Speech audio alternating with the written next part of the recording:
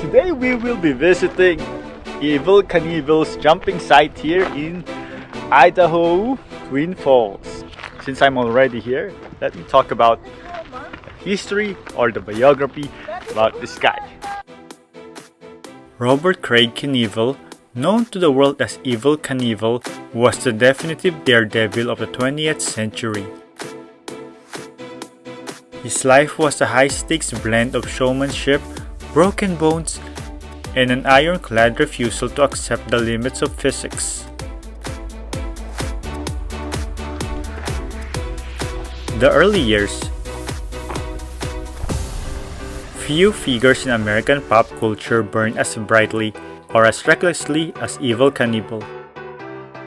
Born Robert Craig Knievel in October 17, 1938 in Butte, Montana, he grew up in a rugged mining town where grit wasn't optional, it was survival. Raised by his paternal grandparents, Knievel was inspired to become a motorcycle daredevil after attending a Joey Cheatwood Auto Daredevil show.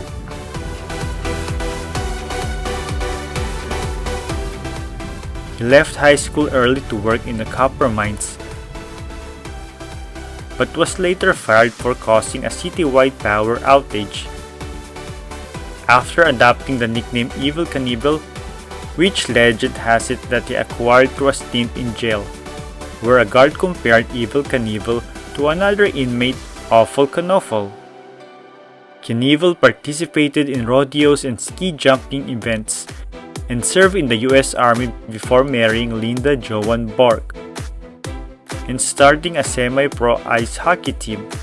To support his family, he started the Circle Guide service and later worked as an insurance salesman. Eventually, he opened a Honda motorcycle dealership in Washington, but faced difficulties promoting Japanese imports. After the dealership closed, Knievel worked at a motorcycle shop where he learned motocross stunts that would later contribute to his daredevil career. The rise of a daredevil. Knievel realized that people would pay to see someone risk their life. In 1965, he formed Evel Knievel's Motorcycle Daredevils, a traveling troupe that combined stunts with a high-energy stage show. His breakthrough came on New Year's Eve in 1967. Dressed in what would become his trademark star-spangled white jumpsuit, he attempted to jump the Caesar's Palace fountains in Las Vegas.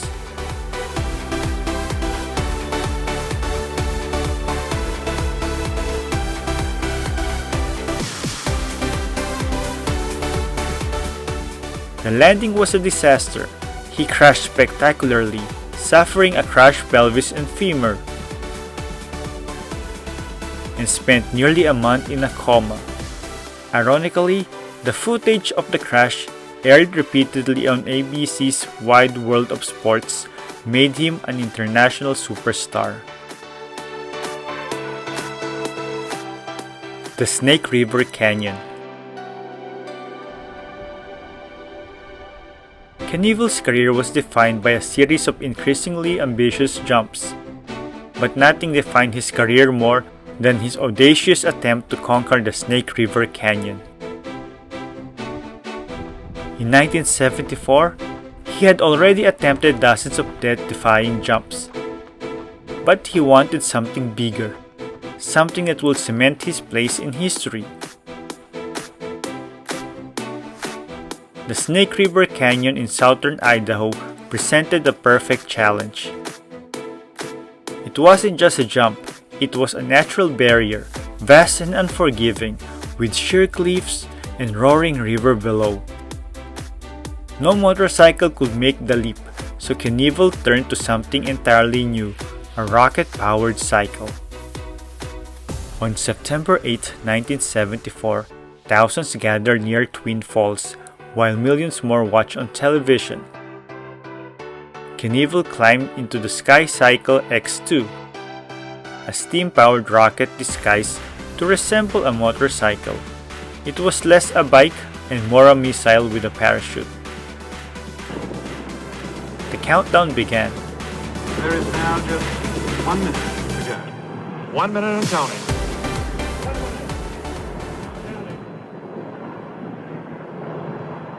Stopwatch will go on at 10 seconds.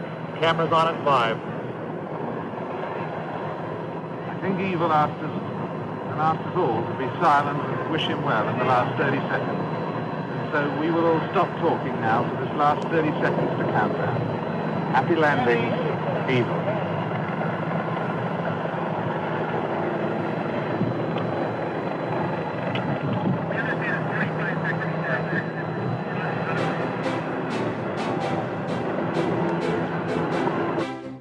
When the Skycycle launched, it shot skyward in a plume of steam and dust. For a brief moment, it looked as though Knievel might actually achieve the impossible, but almost immediately, the parachute deployed too early. Whether due to mechanical failure or wind remains debated. Instead of soaring across the canyon, the craft drifted downward carried by the breeze. Knievel descended slowly, helplessly into the canyon, landing on the same side from which she had launched. Remarkably, he survived with only minor injuries. How rough was the landing? Hills and bounced down, but I was strapped in so tight that came through it all right. I don't know what happened. You lost the spring? It You couldn't hold the spring? It went sideways. It turned. Now, I don't know what happened down here, but Ron and Bob both told me if I saw the canyon wall and not the sky, for Christ's sake, to let it go. And when it turned, I let her fly. I didn't know what had happened. It just about knocked you out, Jewel. It wasn't the triumphant leap he had envisioned, but it was unforgettable. The attempt itself, bold and borderline absurd, became one of the most iconic moments of his career. In many ways, the Snake River Canyon jump captured everything Evel Knievel represented.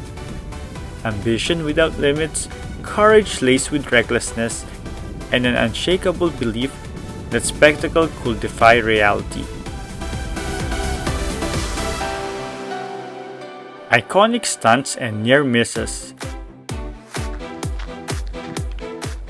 Knievel continued performing for years, enduring countless injuries. Over 400 bone fractures by some estimates.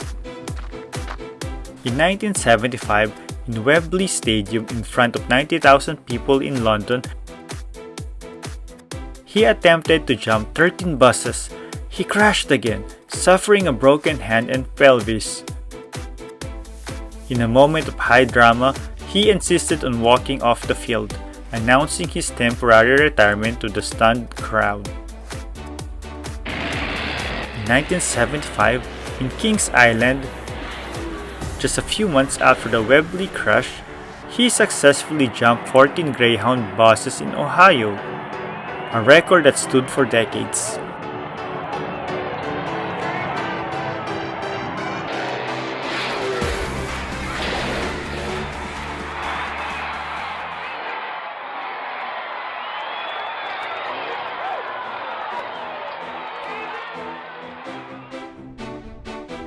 Personal life. Behind the Daredevil image, Knievel lived a personal life that was often as turbulent as his jumps. With his wife Linda, they raised 4 children, including his son Robbie Knievel, who later followed in his father's high-risk footsteps. Despite his fame, he struggled with financial instability, mounting medical bills from his many injuries, and periods of legal trouble, including a widely publicized assault case in the 1970s. Knievel's relentless pursuit of spectacle often strained his family relationships, as long tours and the physical toll of his career kept him away from home. In his later years, Knievel sought a measure of redemption, reconnecting with family, speaking openly about his regrets, and embracing a more reflective outlook on the life he had lived at full throttle. A cultural icon, Knievel was more than a stuntman. He was a master of branding. He was a hero to a generation of children who played with his wind-up stunt cycle toys and wore capes in their backyards. He embodied a specific brand of American machismo. A man who broke over 433 bones in his lifetime but never stayed down. Later life and legacy. In his later years, Knievel's life were quieter, marked by health struggles resulting from his numerous injuries and a liver transplant. He became a painter and a spokesperson, eventually finding a sense of peace in his faith, before passing away on November 30, 2007, at the age of 69. Evel Knievel remains the gold standard for all American Daredevil. He didn't just sell the successful jump, he sold the courage to try it, proving that the spectacle of the fall was often as powerful as the glory of the landing.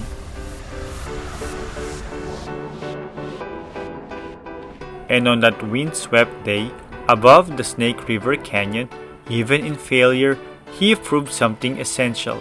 Sometimes, the attempt is what makes history.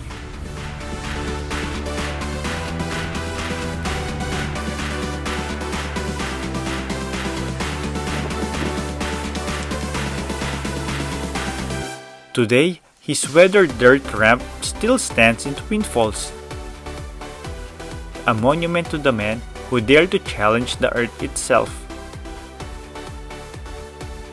The arc was finally completed 42 years later when Eddie Braun successfully cleared the canyon in a similar rocket, honoring the path Knievel first blazed.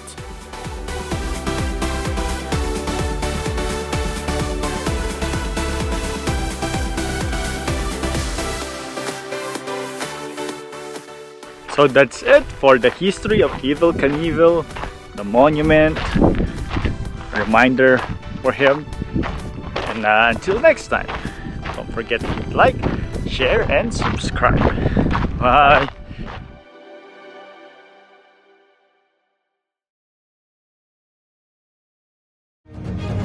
If you like our videos, please click thumbs up for like. Hit the bell to subscribe! Please comment. And don't forget to share!